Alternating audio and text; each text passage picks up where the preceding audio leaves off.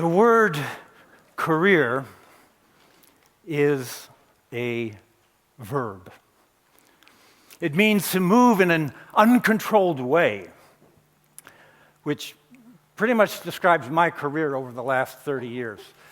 The notion that we can control our careers or plan them seems silly to me. Let's see a show of hands. How many of you, straight out of school, had a career plan which you followed straight into the career that you're involved in today? How many? Okay. And how many of you, like me, blundered about and muddled through and somehow wound up doing what you're doing today? Okay. So, can we say goodbye to career planning? Today, I'd like to share with you a very important discovery that I made about careers, as well as a tool, a wonderful tool, which changed my life and which I think could really help you magnify your power of one. The story starts in university. I graduated and I was clueless as to what I was going to do in my career. I knew only two things. Number one, that the world of business and offices and suits was of no interest to me. It seemed like a one-way ticket to a boring life. And I craved excitement. The other thing I knew was I had a band, I loved music, and we were going to be rock stars. So, for several years, I played music until I found out that no, we were not going to be rock stars. And in fact, I didn't like being broke all the time and working at night, and I was more of a yuppie, as you can see, than I had thought I was. So I turned to the next thing that excited me, which was the Japanese language. I'd studied this at university. And once again, craving excitement, I moved to Japan. I was still clueless. But this time I set a provisional goal for myself. I said, I'm going to become a professional Japanese to English translator. And I did. And I was really lousy at that. But after translating a few thousand pages, I started to catch on to the principles of good professional writing. And I found that I enjoyed it, and I made a good living at it. And so I did that for several years. But after a time, I started to feel that I had other skills and some other parts of my personality that needed to see the light of day. And so in a moment of weakness, I took a corporate job with a Fortune 100 company, which made me into a junior bureaucrat doing corporate planning. And I soon discovered that, I had been right the first time around. I was not made for the world of organizations and suits and conventional business. And so, once again, craving excitement, I moved on.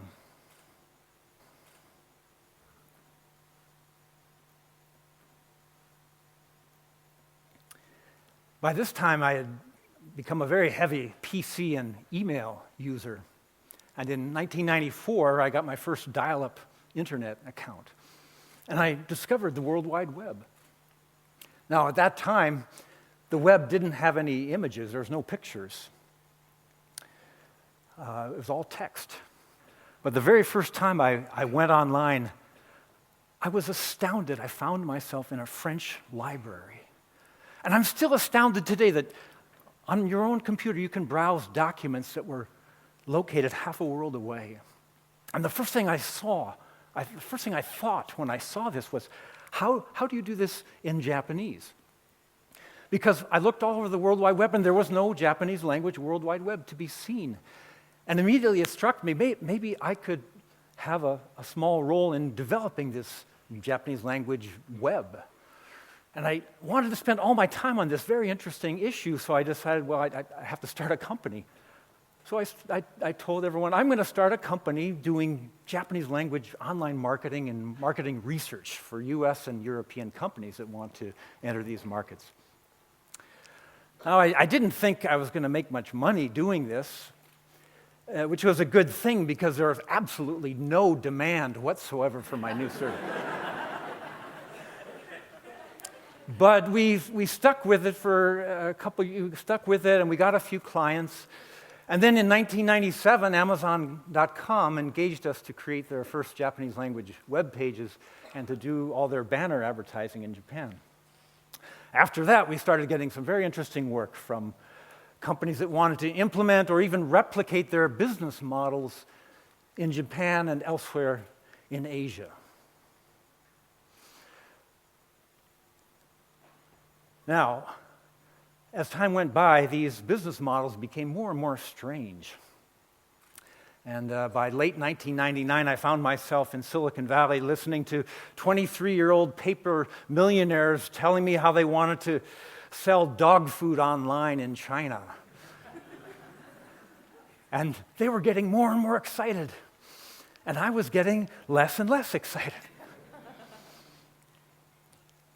Fortunately, we soon after that, we got a multi-million-dollar buyout offer from a NASDAQ-listed entity, which I accepted. That was a positive experience. And as a condition of the deal, I worked for the new owner for a couple years, but by the end of that, I'd been working so hard for 8 years, and I was completely burnt out on this internet stuff, websites and email and internet-enabled cell phones and blogs. And so I left and I took a year off, during which time I dreamt of a world where this internet and computer fad had blown over and we were all communicating face-to-face and writing letters with pens and papers like real human beings should. Such a world was not to be. But I also went into a midlife crisis because my company was gone and I had nothing to do. So for the first time in my life, I started to become very thoughtful about my career and very deliberate about my career. And this is when I formulated the Tim Clark theory of career development. It goes something like this. Picture yourselves coming out of school. You come out of school, you get any job you can. If it doesn't drive you crazy, you keep doing it. Okay? If it drives you crazy, try something else. So, now as the years go by, you become more thoughtful and the question changes. The question becomes, does this job excite me? And if so, well, you do it some more and you go deeper, okay? And if not, well, you move on and you try something else, okay? I think this is the default method by which many of us develop our careers. The problem is we stay too long in some positions, and when we move on, we don't move on at the right time or in the optimal way. But I decided, well, I looked back over these past 8 years and longer, and I thought, what activities did I really enjoy? And I enjoyed teaching and training and writing and researching. Well, what occupation combines those things? Well, university professor. So I decided to become a university professor. And the first thing I wanted to teach was entrepreneurship, because I had just been through this 8-year whirlwind of activity, and I was fortunate to be able to do something that most people never get to do. And I wanted to understand and articulate the lessons I'd learned and share those with other people. Because when I started, I didn't know anything about entrepreneurship. I didn't even know that people sold companies. So I started studying entrepreneurship formally, and I started teaching. And that formal study confirmed some things that I had intuitively felt as an entrepreneur, but I hadn't been able to articulate. For example, when you start a venture, ordinarily you have an idea about what kind of value you're going to create and how you're going to deliver that value to a specific set of customers. And that logic is called a business model. But what almost every entrepreneur discovers is that the initial business model they have in mind doesn't work. When you go out in the market and you try it, you've got to change it. Sometimes you have to completely reinvent it. So entrepreneurship is not about writing a business plan and then implementing that plan. Entrepreneurship is about hypothesizing a business model and then testing that model and validating or tweaking it in the marketplace. Okay. Now, around this same time, I had another fundamental insight, and that is that our own careers are a form of entrepreneurship.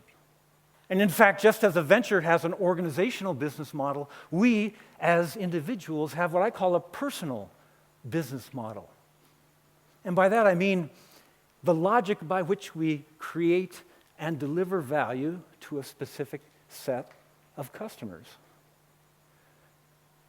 And just as organizations must hypothesize a business model and test it, we as individuals, we don't plan and execute, we hypothesize and then we test, and sometimes in a very inefficient way. So the age of planning is dead, and it has been for years. We live in an age of modeling. As I continue my doctoral studies on business models, I encountered the work of two wonderful researchers who live right here in Switzerland. Many of you know them, Alexander Osterwalder and Yves Pigneur. Wonderful people. And they had just started writing a book based on a tool they had created called the Business Model Canvas. And I became involved in that book, and in fact, I became the editor of this book. And that's when my life changed once again. It was one day as I was sitting down and working on the book, I took this tool, the Business Model Canvas, and I thought, well, I'm going to try to apply this to me as an individual. And so I took that tool and I created what I call a personal business model. And when I did that, the results were just stunning. Because here, for the first time, was a visual and a logical and a simple yet powerful way to describe and articulate the logic by which we as individuals create and deliver value to our customers. And when I did this for myself, I suddenly got a lot of clarity around my own career and where to go with it. And I was very fortunate in being able to, as a result of this, create value for many, many more people than I ever thought I would be able to, which, of course, is the essence of entrepreneurship. I'm convinced that if I had had this tool as a younger man, it wouldn't have taken me 30 years to be here telling you about it. Probably would have only taken 27 years. So I'd like to encourage you to try creating your own personal business model. Use it to design the most important business model in the world, and that's business model U. And then use it to magnify your power of one.